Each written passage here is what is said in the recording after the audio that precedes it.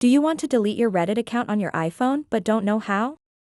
In this short tutorial, I will show you step-by-step instructions for deleting your Reddit account from an iPhone.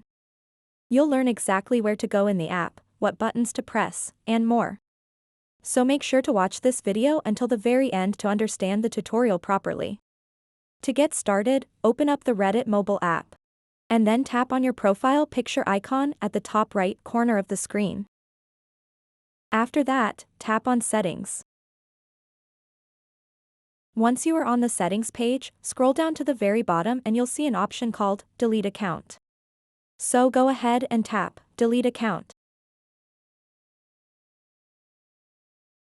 Delete Account? Once you delete your account, your profile and username are permanently removed from Reddit, and your posts, comments, and messages are disassociated from your account. Simply tap Yes, Delete, and your Reddit account will be deleted permanently, and it's as easy as that to delete your Reddit account on an iPhone.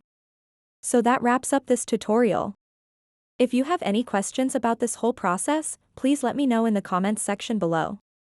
And if this video helped you out, please give it a big thumbs up and subscribe to this channel for more tutorial videos like this one. Thank you so much for watching and have a good day.